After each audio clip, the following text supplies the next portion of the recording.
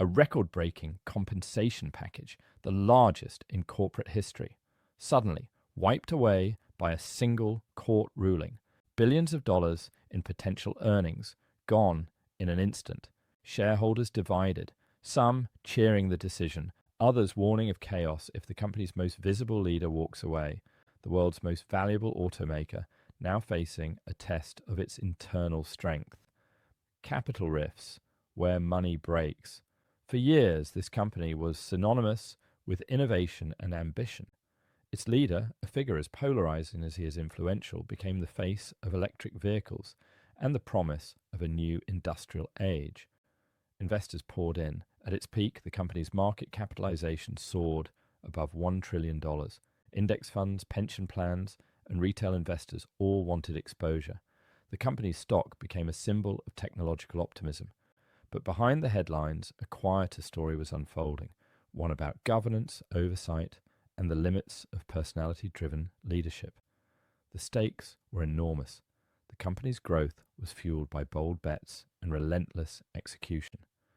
But it also depended on the confidence of markets, the discipline of its board, and the trust of its shareholders. At the center of it all was a compensation plan. In 2018, the board approved a pay package for its chief executive that would eventually be valued at $56 billion. The logic was simple: tie rewards to performance. If the company hit ambitious milestones, the leader would be handsomely compensated. If not, he would receive nothing. The plan was structured around a series of escalating targets: revenue, market capitalization, profitability. Each threshold unlocked a tranche of stock options. The higher the bar, the greater the reward. At the time, this approach seemed to align incentives. The board argued that only extraordinary results should yield extraordinary pay. Shareholders approved the plan, swayed by the promise of exponential growth. But this structure relied on a critical assumption that the board was truly independent, that it could negotiate at arm's length with its chief executive, and that shareholders had full transparency into the process. This is where the rift began to form. The core fault line was board independence. According to court filings, several directors had long-standing personal and business ties to the chief executive. Some had invested alongside him in other ventures. Others had long-standing friendships. The court later concluded that these relationships compromised the board's abilities to act as an effective counterweight. This lack of independence had real consequences. When the pay package was negotiated, the board relied heavily on the chief executive's own projections. Internal deliberations were limited. Dissenting voices were rare. The process, according to the Delaware court, was deeply flawed. The result was a compensation plan that, while technically performance-based, was shaped by a board that was not fully insulated from the influence of its most powerful member.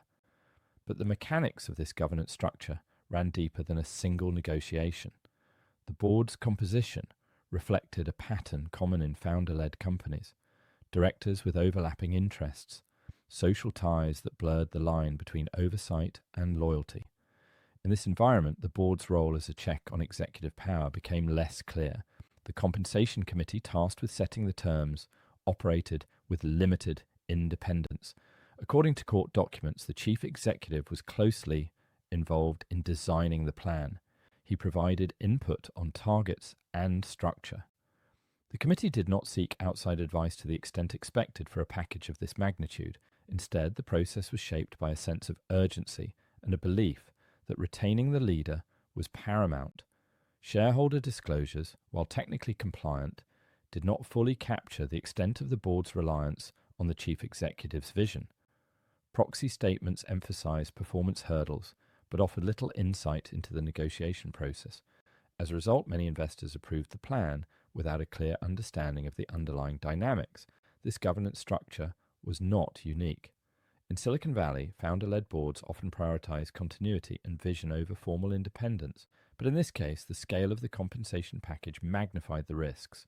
The board's willingness to defer to its leader overlooked these concerns. The company's stock price soared, milestones were met, the chief executive's public persona drove investor enthusiasm.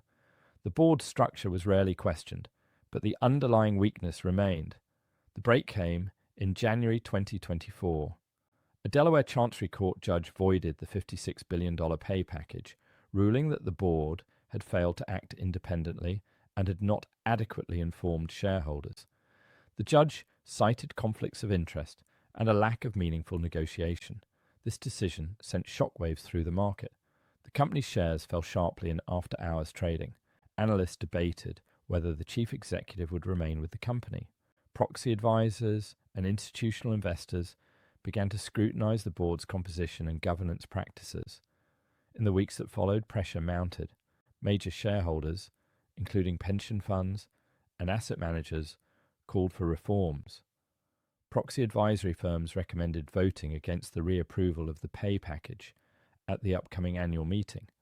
The board faced a dilemma: defend its past decisions or overhaul its approach to governance.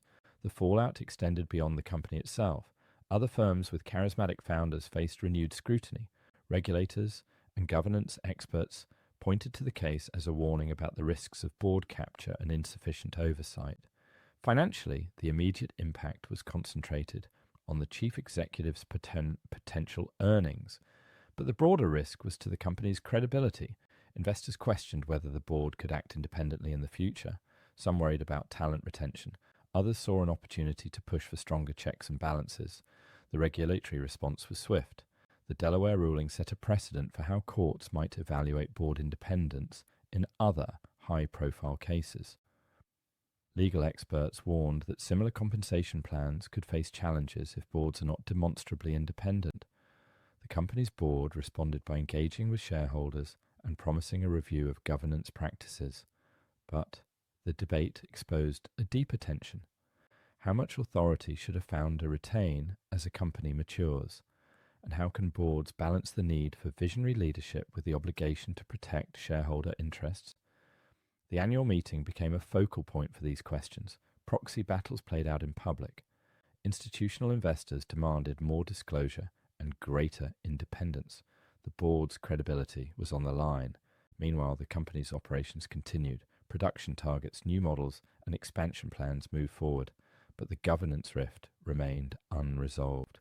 The outcome of the shareholder vote would signal whether markets still trusted the board to oversee its most powerful executive. Beyond this company, the case reverberated across the technology and automotive sectors. Boards at other high-growth firms reviewed their own compensation practices. Proxy advisors updated their guidelines. Regulators signaled a willingness to intervene if governance standards were not met. The lesson was clear. Structural weaknesses in oversight can remain hidden during periods of rapid growth, but when challenged, they can trigger sudden and far-reaching consequences. CapitalRifts takeaways.